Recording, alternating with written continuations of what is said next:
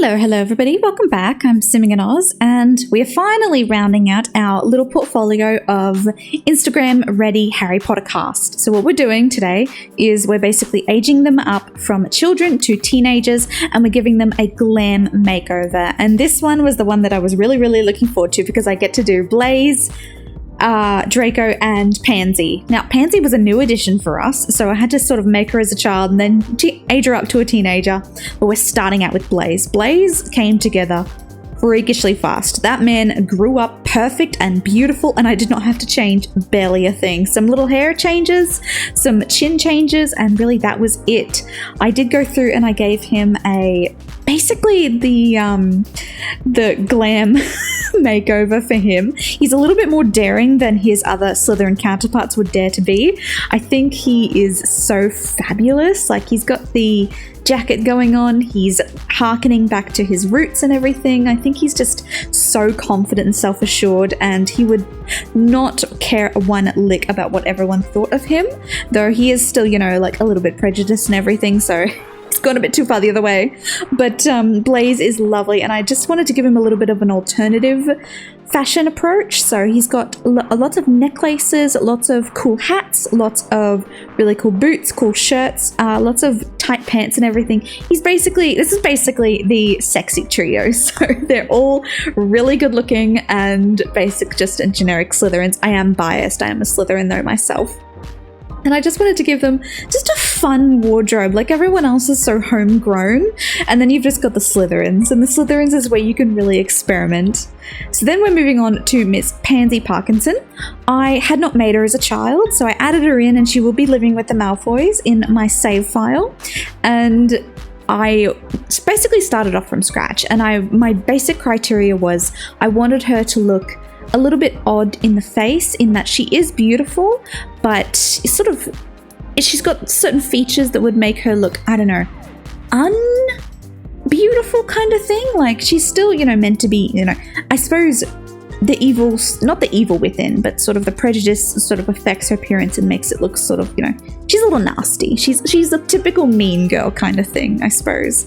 So I've got her with her typical pug nose, I believe it is, and that's what everyone describes her as. And typical mean girl. She's got the nice lipstick, she's got the beautiful contouring. I definitely wanted her to have the short hair that's a little bit stylish and everything, so I did go with something. She's actually got Mully Weasley hair. They share the same haircut, but it's such a versatile haircut, so I loved it so much. And I wanted her to have curls. So she's also very thin as well. Think just every mean girl you've ever seen in every movie ever. And she does have, you know, the stockings, the skirt. She is a bit daring in terms of her stockings. Like, they do have that lace garter up the very top. However, the rest of her outfit is more put together and, I suppose, sexy modest, if that's a thing. It's very secretary-esque, and I do like that about her. And we're just going through, we're giving her the nails, we're giving her the jewelry, she's got the beautiful lipstick and everything, and she would just be a bit frightening to run into, but, you know, typical kind of beautiful mean girl kind of thing. I think I also gave her brown eyes. I like that. I'm just seeing it for the second time now. In terms of her outfit, came together so quick. Basically, we're going dark, we're going sexy, and we're going effortlessly pure blood kind of thing. So it's all very beautiful and put together and everything, and lots of dark tones, and just running with it. And I love Pansy, she's a great addition. And next we are moving on to, oh my gosh, Draco Malfoy. Draco Malfoy. So, he grew up weird.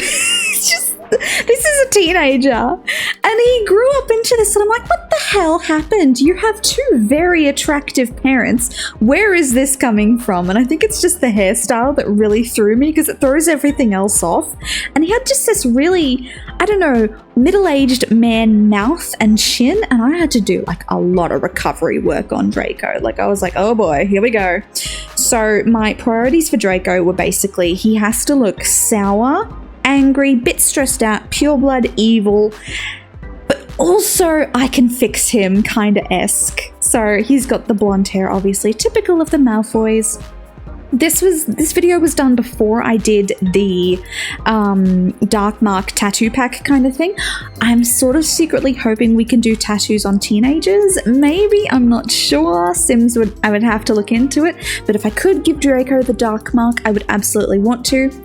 Now, in terms of his face, I gave him just redness around his eyes. I wanted him to look a bit tired. His mouth is very frowny, but he's got the highlights, he's got the contouring.